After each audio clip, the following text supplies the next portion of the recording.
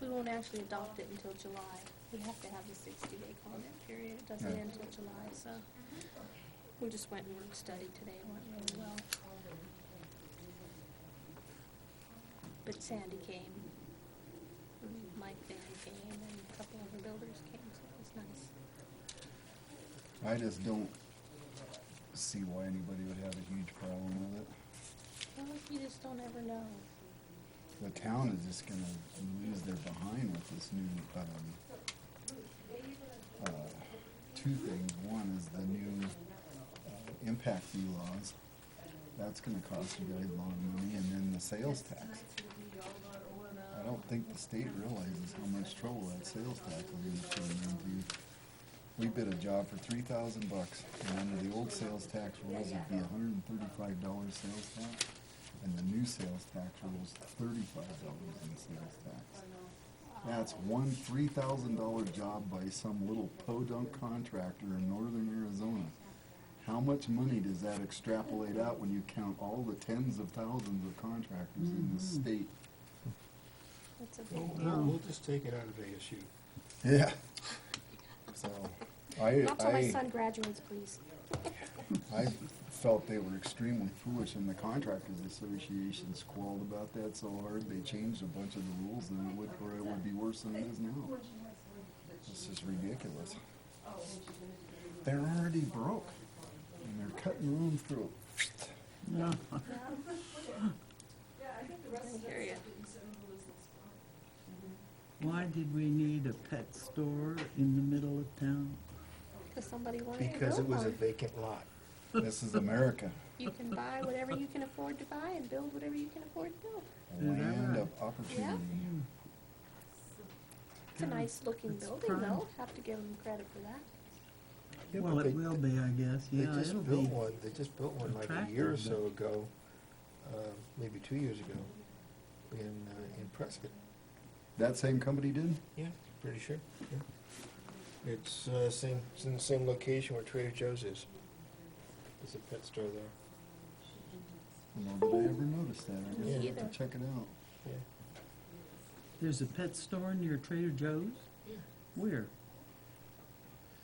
In that complex? I know there's a laundromat and a burger joint. and There's a Trader Verizon Joe's. retail store now, in there, right next door to the,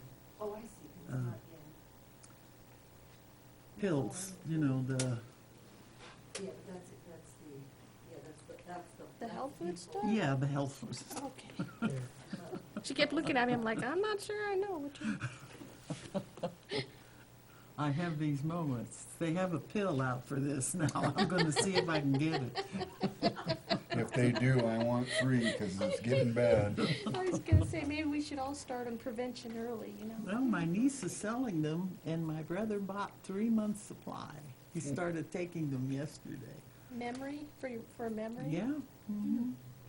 It's from, But does he remember it's to take the extracted pills? from the coffee bean. I'll take mine from the coffee. You couldn't drink enough coffee to do that. Yeah. That was like the first time when I was in Germany. They have these liqueur-filled chocolates. And I'm sitting there eating a couple. I'm thinking to myself, what's going to happen first? Do I get sick of the chocolate or drunk? One of the two.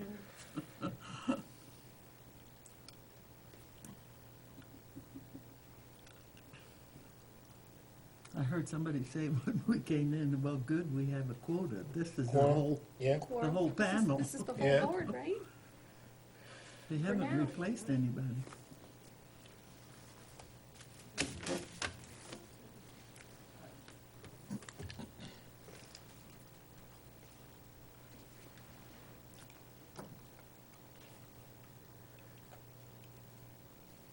How's your building coming? Getting closer. So, Plumbers and electricians show up tomorrow, so. roughing in this under slab? That's already done. We're already. Oh, you up? I haven't been Yeah. over that way, so I'm, Yep. good for you. We're framed out, the offices are framed out inside, so Cool. time to start getting some plumbing and electrical into the walls. Now it's getting exciting, now. Yes. Yep. You can smell the deadline a little bit. Actually, I have not put a deadline on this, so I've not advertised it for renters yet, because as soon as I do, and then I have somebody Yeah, that, then you're gonna be jammed. then I have a deadline. Yep. And, That's good though. I wish more builders would build like that.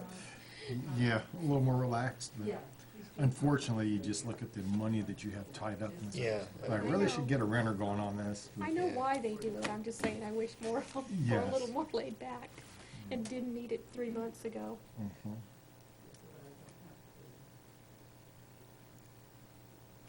It's, My wife decided to sell her Looks like somebody's Commercial. playing solitaire. land in Prescott. Thank I know goodness. you're not. I think she, and we're selling the condo down in Phoenix. We just put that into escrow. I think she's finally getting the idea that, yeah, I need to retire. Well, we're All right. looking, I would like to rent Ready? this for 20 years. Sure. and 53. All right. So then that would take me to 73, and at 73, then we'll sell it and then carry Okay, it. we're gonna Then call we'll take to the order next the one. June 2nd, 2015 regular meeting of the Planning and Zoning Commission. Mr. Pasiak, would you like to lead us in the pledge?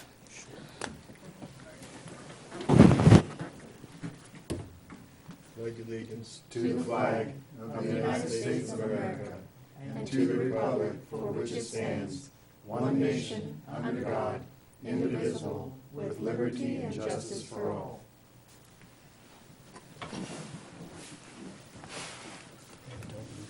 Okay, can we have a roll call, please?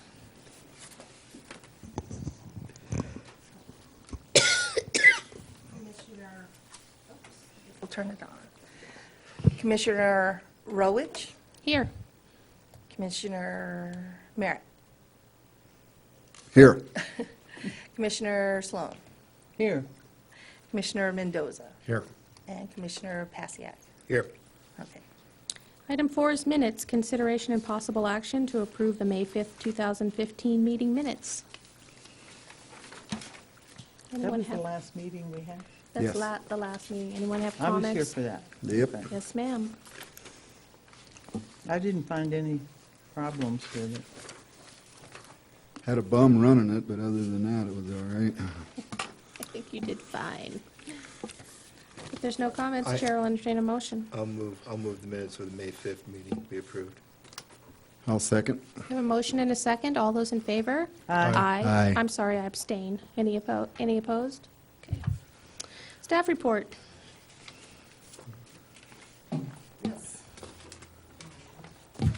I am now. Now you're on. Okay.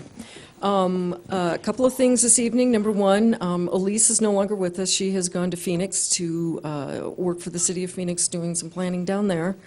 So we are hoping to be able to replace her sooner rather than later. We've had some interest in the position already, so I look to be able to fill that pretty quickly. Also, at the town council meeting last week, the council appointed Annie Lane and Michael Bacon to the Planning and Zoning Commission, and Claude Baker is the alternate.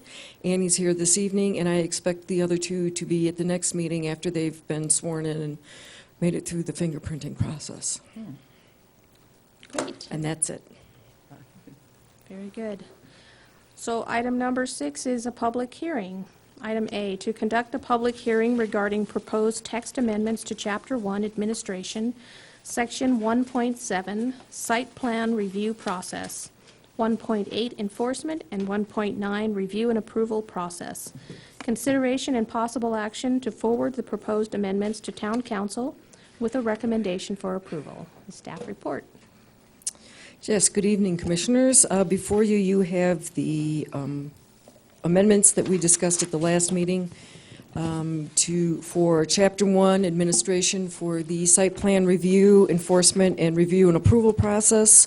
As we discussed last time, these regulations govern the review of site plans for zoning districts except for residential, so all commercial, any industrial, anything like that. The rationale for instituting these has always been promoting the public health, safety, and general welfare, but there's nothing in these regulations that's not already addressed by other review processes that the staff conducts. So basically what we have are three processes. We have a site plan review process, we have a use permit process, and the planned area development process. Now, we've already gone through and revised the planned area development process, but in going through this portion of the UDO, we don't do a use permit in the sense where a lot of other communities use them. We have a conditional use permit that you get as a condition of zoning so that you can have a use that is not ordinarily allowed in that district. But we don't have a use permit. The use permit process set forth, we don't use because we do have the conditional use permit. So it's just a superfluous process that we don't use and really need to just delete from the UDO. The ARS 946201 governs the regulations of planning and zoning in the state of Arizona. And one of the things that the ARS requires is that all zoning regulations be uniform. So the way this site plan process is set up, the process is not uniform. Rather than using a planned area development to be able to modify the requirements under a given zoning district, the town has been using conditional use permits for some of those, and then tried to use the site plan review process as kind of a combination zoning board of appeals and site plan review and design review all kind of lumped into one process, and it doesn't really achieve the goals of any of those processes. It's kind of gone off into several different directions. So in going through this, where's my buttons? The other thing that we need to address and that we've been working on addressing at the staff level is what's known as SB 1598, or the Municipal Regulatory Bill of Rights. This was adopted in 2011 by the legislature and amended in 2013. The purpose of this was supposedly to ensure a fair and open regulation process by municipalities. So what we've ended up with is a whole new section of ARS telling municipalities and political subdivisions how they must set forth their processes now and how they must notify applicants of how this process is moving along. So any municipal permit, certificate, approval, or anything that is required by law now falls underneath this. So obviously, building permits, engineering permits, zoning approvals, and variances are all things that fall under this regulation, this new set of regulations. One of the other things that this new set of regulations says is that you have to be able, any regulation that you set forth has to have a basis in law. You can't rely on the general health and welfare of the community to put in, to justify a review process. There has to be some law that says you have the ability to do this and not just the general rule. This doesn't apply to development of a residential lot, so if you're coming in to pull a building permit for a single home, or a single home in a subdivision, this process doesn't apply. It doesn't apply to business licenses, and it doesn't apply to licenses issued within 7 days, so driveway permits, things like that. The municipal inspections requested and scheduled by the regulated person. Now this, how does any of this tie in? Well, like I said, we now are required to be able to justify any of the regulatory processes and plan approval processes that we have. If we don't meet the deadlines that we set forth, we lose fees. We have to refund fees. There are several other new things that we have to do, provide copies of inspection reports. Anything that takes more than a month, we have to continue to inform the applicant. So we can't base a licensing decision in whole or part on a requirement or condition that is not specifically authorized by state statute, rule, ordinance, or code. So a general grant of authority, which again is the health, safety, and welfare, is not enough to justify a process. And lastly, municipalities shall avoid dual permitting to the maximum extent practicable. So this all ties together because what we have here with the site plan review process and the permit review process, or the use permit review process, are two processes that simply add another layer of regulation and a whole string of hoops to jump through before you can get a building permit. Now, if you have a planned area development overlay, you are required to do a preliminary site plan where you come in and you show where all of these things are going to go.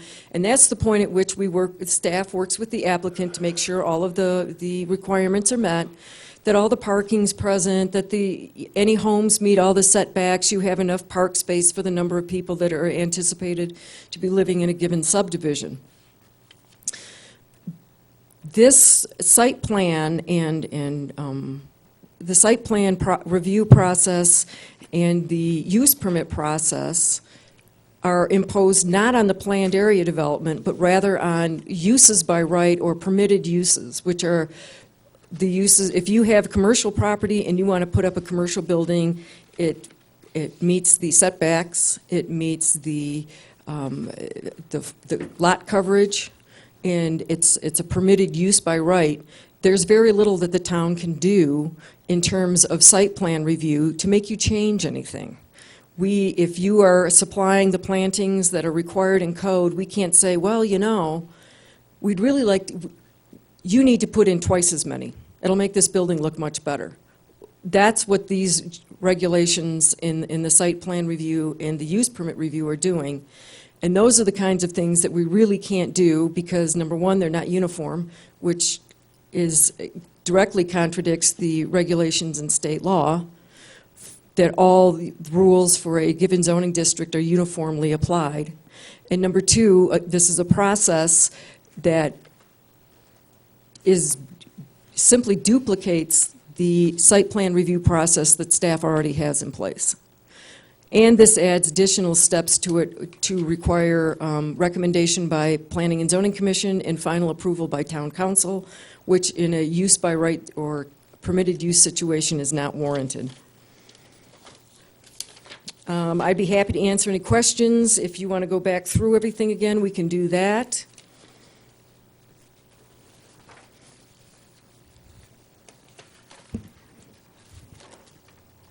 Any questions for the staff? Not for me. I think this is a great step forward, speaking from the other end of the deal, because it's, first of all, it keeps us busy doing things we don't need to be doing, and second of all, the town's already taken care of all this through the building department and the zoning department. It's redundant work. Right. If you look, you're exactly right, Commissioner. If you look at this current process, you can see that if everything falls into place, you meet every single meeting deadline exactly when you need to, it's an additional 75 days before we can issue a permit. Once we have adopted these amendments to the text and council approves them, we're now down to a permit issued at the end of that time period. And that is, this 75 days is if everything goes as slowly as possible. You take the whole 30 days for your substantive review, and then another whole 30 days for a completeness, I've got that backwards, a completeness review, and then another 30 days for the substantive review. This actually could be done in as few as, 2 weeks, 3 weeks. So it really speeds things up dramatically. Well, I think that's good for everybody there. I mean, this town needs to be able to promote business coming in here in every way possible. That'd be great. The only one that I have a little concern on is the 526.5, the landscaping. Uh-huh, It allows for alternatives in landscaping. uh-huh. Plan to be approved by zoning administrator. Whenever I say allows for alternatives, Let's see. Off-street parking, landscape, 4. Oh, I see where you're at back here. 5.26.5. 26. Where is he? 4.26.5. 4.26. Page 2 of the staff report. Right, and so, so what, the intent of this is so that if there is some situation where you can't accommodate all of the required landscaping in a certain place, you can put it somewhere else. For instance, at one point, there were plans for a solar field to be installed back on, God, which ranch is that? Wilkinson's property. Yes, Old Home Manor. Yep. Right, way behind Old Home Manor. Well, we have landscaping requirements of, you know, a 5-gallon bush every 20 feet. Nobody's going to see it there, ever. So we said, instead of putting it there, why don't you put it at the entrance of Old Home Manor, where everyone will see it and it will look nice. That's the kind of thing we're trying to be able to accomplish with this, not say, well, instead of the 5 plants that are required by code, you have to do 20. That's not what the intent is of this.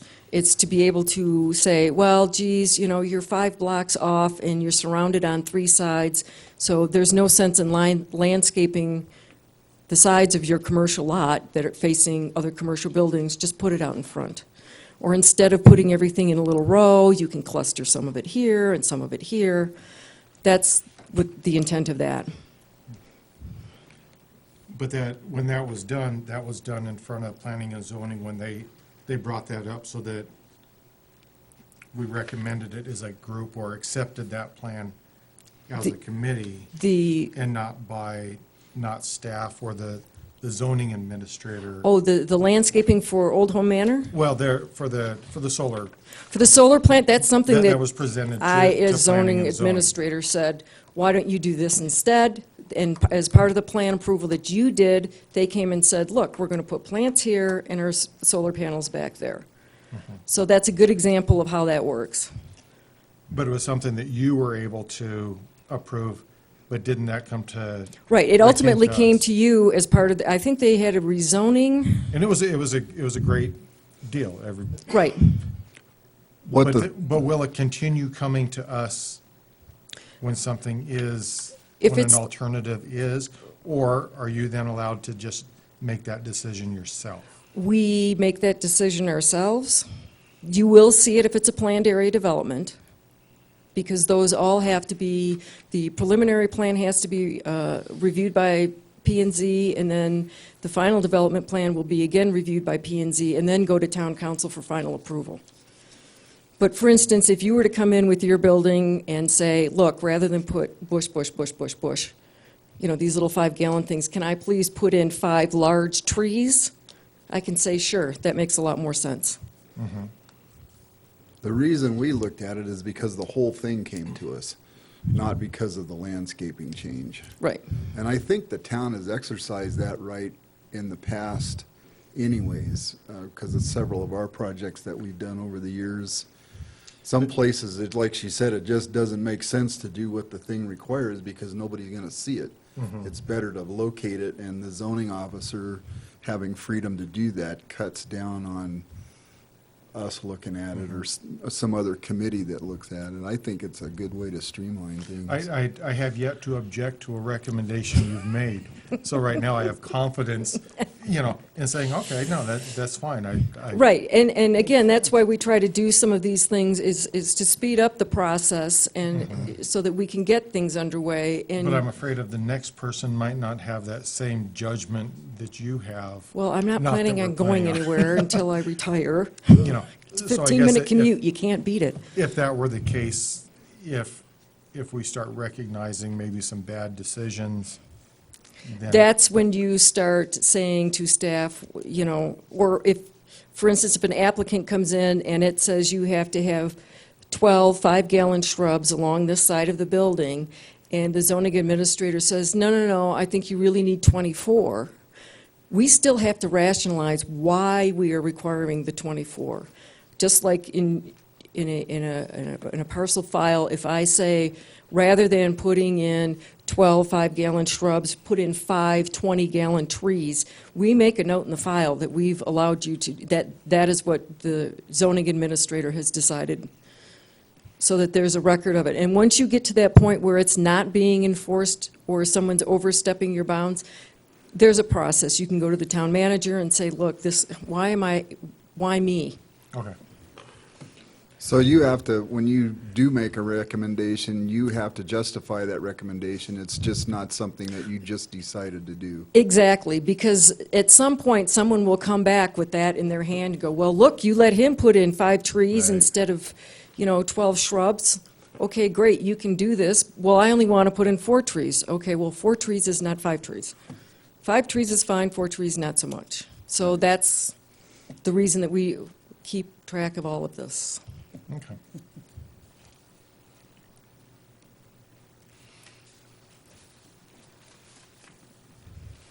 Okay, any more questions for staff?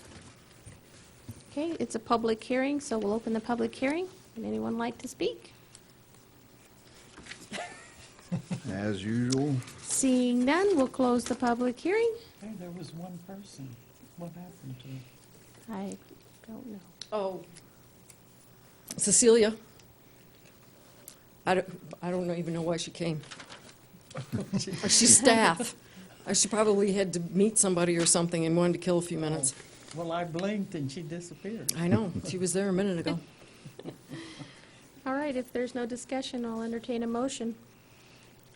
I'll make the motion to move forward with the proposed text amendments to section 1.7, 1.8, and 1.9 of the town council with the recommendation of approval as written. I second. We have a motion and a second. All those in favor? Aye. Any opposed? Motion carries. Item 6B, conduct a public hearing to consider amendments to the text of the UDO, Section 1.9.2E, protests, consideration, and possible action to forward text amendments to Town Council with the recommendation of approval. Staff report. Yes, good evening, Commissioners. Before you, you have the proposed draft amendments to, text amendments to Section 1.9, review and approval process, subsection 1.2, amendment paragraph E, protests. As many of you will recall, on October 14th, 2014, Town Council considered an application from the La Vacara Trust to rezone 16.81 acres from AR5 to CLPAD and MRPAD during the public hearing, but after the public comment period closed, the clerk received at least one written protest to the proposed action. Both the Arizona Revised Statutes and the Town Code and the UDO are silent as to when those protest letters must be received. Receiving them at the last moment puts staff at a great disadvantage because we cannot verify that the person who signed the letter is the owner of record. We can't verify that the parcel number or the address is the correct parcel or number or address, or whether they're within the 150 feet required for a supermajority.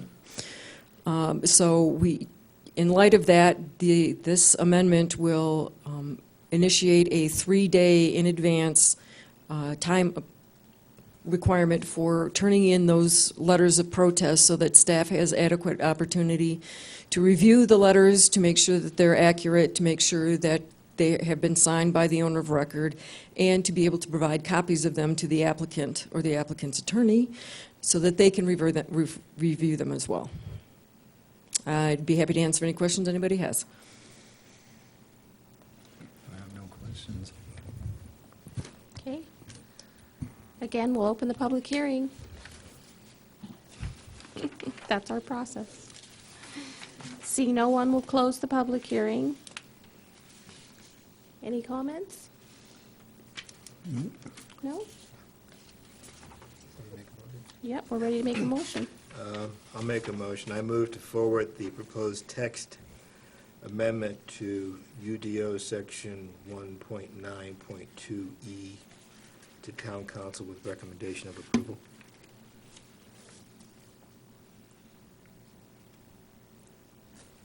I'll second. We have a motion and a second. All those in favor? Aye. Aye. Any opposed? Aye. Motion passes unanimously. Under non-public hearing action items, presentation and discussion of open meeting law, Robert's Rules of Order, and related topics. There really wasn't, there's no action that we have to take on this other than just look at it.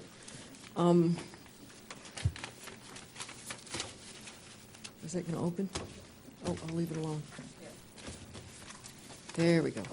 I'm going to go through this pretty quickly because most of you already know this information.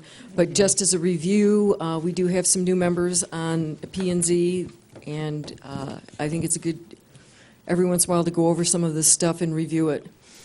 So what we're going to talk about tonight are fun things like open meeting law, conflict of interest, public records, and ethics.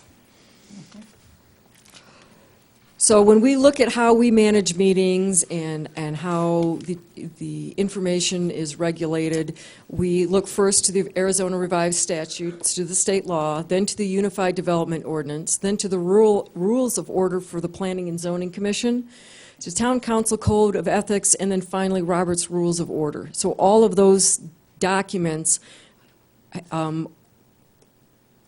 constitute the manner in which we run meetings, how we're expected to behave, how we're expected to vote, and how we're expected to carry on the business of the commission. Open meeting law, Arizona Revised Statute says that all meetings of any public body shall be public meetings, and all persons so desiring shall be permitted to attend and listen to the deliberations and proceedings. It doesn't mean they get to speak. They can come and they can listen. All legal action of public bodies shall occur during a public meeting. If you think about how town council operates when they go into an executive session, they have their discussion, then they come out and have a motion to take an action or not take an action or table. But the actual action is taken out in the public eye. It's very simple. The public's business must be conducted in public. This gets sticky when we get into things like site visits. 4 or more commissioners constitutes a quorum. If that's not noticed in advance, it's a violation of open meeting law.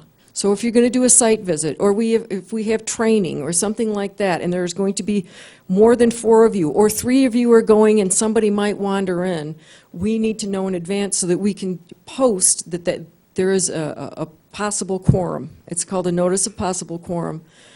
And it's better that we know in advance rather than learning about it in the newspaper or on Facebook that these kinds of things are happening. So if you decide to go out on a site visit, you're better off calling the office and saying, hey, I'd like to go out and look at, the gravel pit and see what they're doing. Is anybody else called and going at a specific time? Just so that we don't run into these issues. No texting or emailing from the dais, period. Any of the conversations, and this also goes to public records, any of the conversations that you have via text or email during an open meeting are a public record. And the whole point of having the open meeting is so that all discussion is held out in public. It is not fair to the rest of the public for you or anybody else to be texting or emailing somebody in the room, out of the room, asking them for advice. What do you think? How do I vote? So rather than have to justify, well, I'm just texting, my wife, I'm going to be home in half an hour, or, my kids, pick up your room, I'll be home in 10 minutes. Don't do any of it at all from the dais, ever. If you receive an email, for instance, before every meeting, we send out an email that says, here's the packet, right? That's an official communication. If Gary decides he's going to forward it on to everybody on the P&Z Commission, that's a violation of, that's an open meeting law violation because we haven't posted that we are communicating with 4 or more members of the commission. That doesn't mean a two-way communication. Exactly. Just a one-way A communication. 2-year, as long as you keep it at under 4, you're fine. Penalties for violation are many. For each violation, the court can impose a civil penalty up to $500. If you end up getting sued over the violation of OML, then the court can offer or order payments to a plaintiff that suffers damages. And the court can remove the public officer from office and assess them with costs and attorney fees that are awarded to a plaintiff that's successful. Another thing that you should note, that if that's not quite enough to make you sit back and think, you're on your own. If you violate open meeting law, the town's attorneys cannot defend you. The risk pool attorney won't, Phyllis cannot. We cannot provide any monies to employ or retain legal counsel to provide legal services or representation to the body as a whole or any of its officers in a legal action commenced pursuant to any provisions of this article. So if you violate OML, you do so knowing that these are the consequences. You can be removed, you can be fined, you can be stuck with legal fees for whoever takes you to court, and you're going to be paying for your own attorney. Conflict of interest is very similar. In terms of conflict of interest, the article applies to all public officers and employees of incorporated cities and towns. And the provisions of this article shall be exclusively applicable to all officers and employers of every incorporated city or town. So we can't adopt ordinances or rules to skirt this. These are the regulations we have to follow. So in defining some of these terms, a public officer means an elected or an appointed officer of a public agency established by charter, ordinance, resolution, state constitution, or statute. So a public officer is not only those of you appointed to P&Z, it's anybody on Board of Adjustments, it's town council members, it's, should we ever establish a building board of appeals, it will apply to them as well. So if you've been appointed by council to a committee, these rules apply to you. A relative, they set forth, yeah. Is anybody taking under consideration that we don't get paid for this? Yes. I know, it's a lot to ask for volunteers, isn't it? And that's why I want to run through all of this with you so that everybody's clear on what the expectations are. A relative, I'm not going to read that. It basically, if somebody is related to you to the first degree, your kids, your spouse, your parents, that's close enough to constitute a conflict. Arizona's law refers to a substantial interest versus a remote interest. So a substantial interest means any pecuniary or proprietary interest, either direct or indirect, other than a remote interest. So you can have an indirect pecuniary interest in a vote, and that constitutes a substantial interest, and you should step down and recuse yourself from that vote. Remote interest, there's lots of them. And again, I'm not going to read those. They're all in that packet. You can take a look at those on your own. Yeah. The remote interests, really, I don't think you're going to run into a lot of these because we're not, none of you are attorneys. If anybody owns 3% of shares of a corporation, something like that, then we need to know that kind of thing. But for the most part, remote interests are pretty unusual circumstances. This is the rest of them. Again, if you violate the conflict of interest rules and laws, you're on your own. Town cannot defend you in court. You have to defend yourself. You can be sued civilly. You can be responsible for costs, for attorney fees, all of that. So when a question arises as to whether or not you have a conflict of interest, when you first get your packet or you first take a look at it, that's the time to say, geez, I don't know. If you've got that question, odds are if you don't have a conflict, you've at least got the appearance of a conflict. So if that's the situation and you want clarification, please call staff or call the town attorney before the meeting so that we can handle this before we get up into an open meeting. It's that way you're informed, you know what basis you need to be making a decision on, and we know what to expect. The Unified Development Ordinance, we've recently updated these regulations as well. And these talk about responsibilities of Planning and Zoning Commission. These same responsibilities apply to Board of Adjustments as well. A member who has or appears to have, or whose relative has or appears to have a pecuniary or proprietary interest, either directly or indirectly, in any decision of the Commission, shall disclose such interest in the official records of the Commission and shall refrain from participating in any discussion, vote, or any other matter as a Commission member in such matter. Does anybody have any questions about that? We tried to make it clear. Okay, so the minutes and the records. Each member present shall not abstain from voting on an item unless he or she has declared a conflict of interest. If you are looking at a site plan or a rezoning or something like that, and you know this is your neighbor's best friend, and geez, maybe I shouldn't vote on it, I'm just going to abstain. That's not the way to handle it. Please, step down.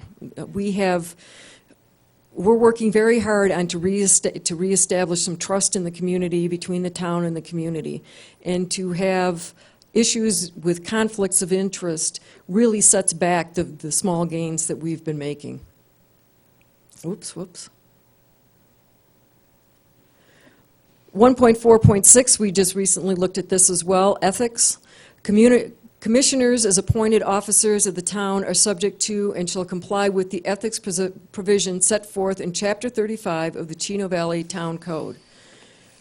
So in addition to the state law, in addition to the rules that have been set forth in the UDO and in the rules of order for the P&Z Commission, we're also held to the ethics standards set forth in Chapter 35.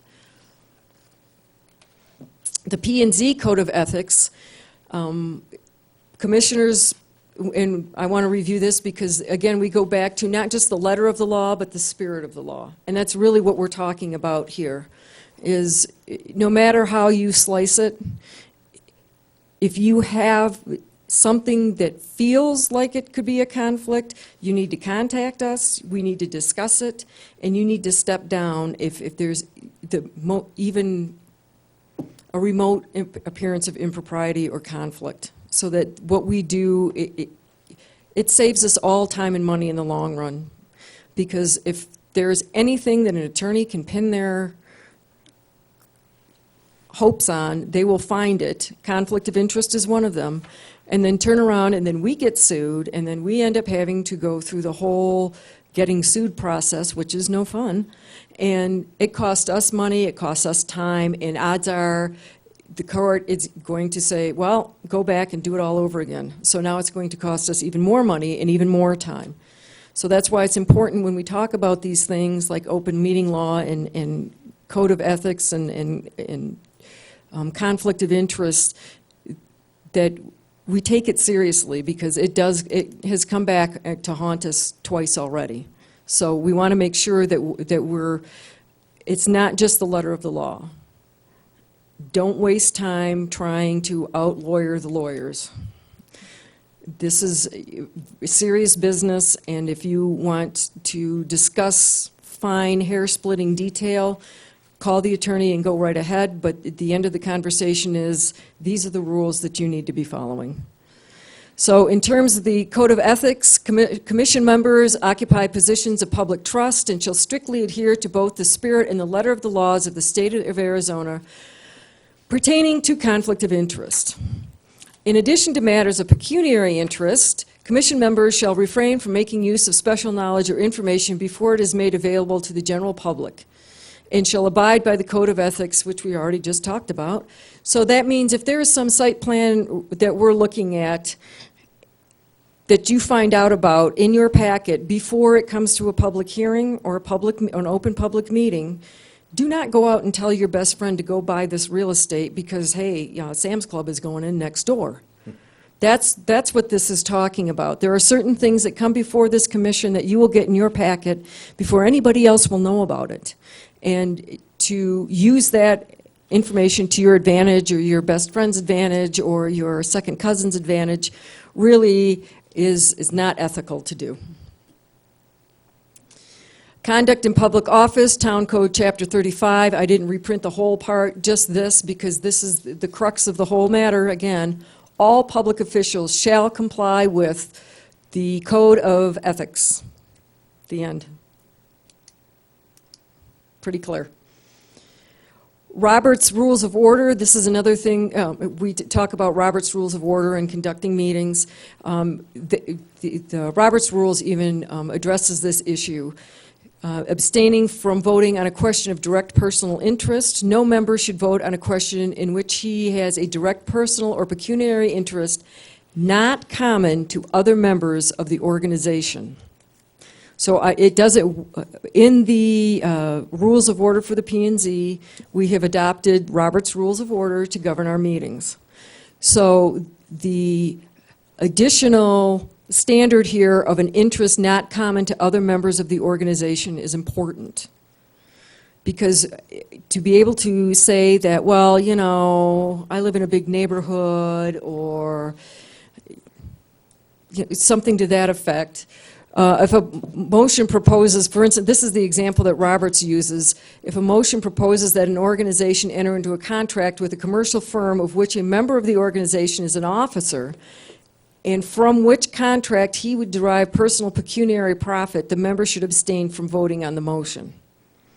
Now, I can't get up and say, no, no, no, no, no, Chuck, you can't vote on this. You can still vote on it.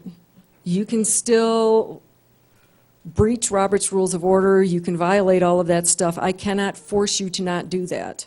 But you're still liable for all of the violations and penalties on your own. So what do? I have a conflict of interest. You know, this is my best friend's kid's house that they want to get rezoned.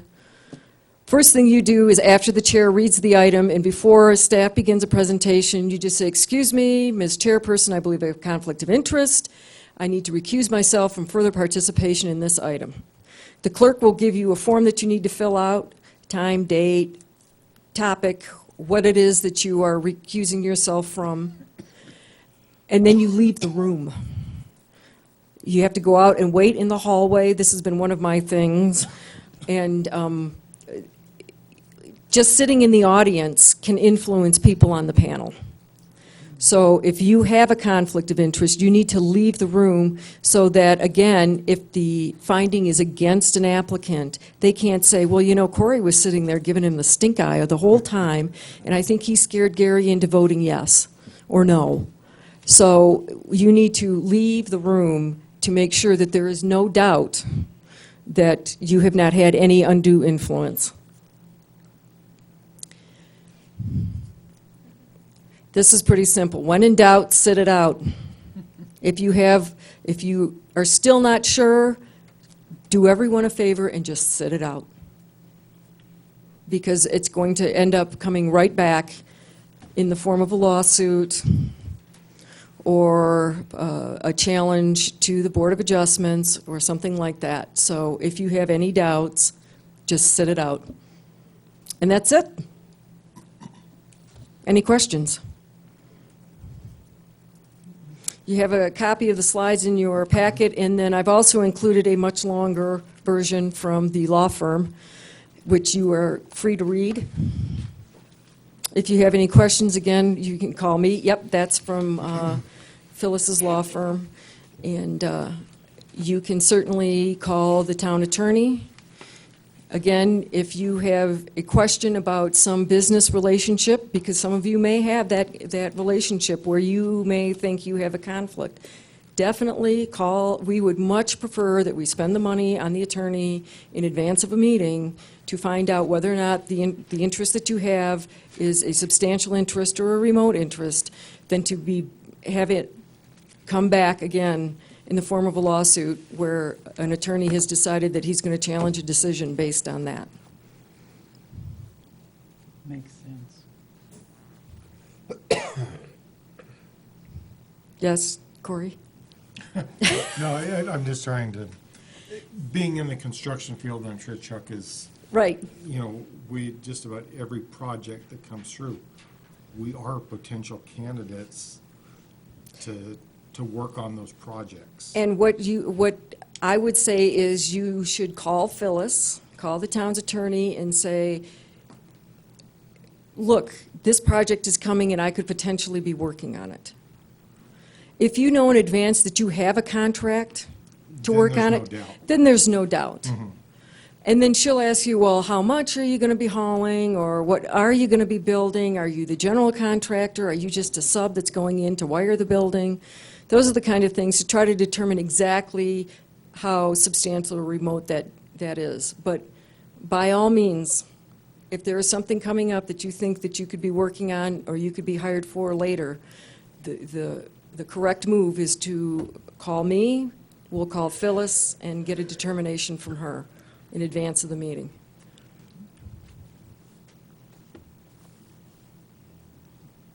Anyone else? All right, then we'll move on to public comments. If there's anyone in the audience that'd like to make a comment on anything that was not on the agenda. All right, then we'll entertain a motion to adjourn. I make a motion, we adjourn this meeting. I second it. Motion and a second. All those in favor? Aye. Aye. Oh, wait a minute, you didn't ask for the opposed guy. Anybody opposed? Then we're adjourned. me, I want to stay longer.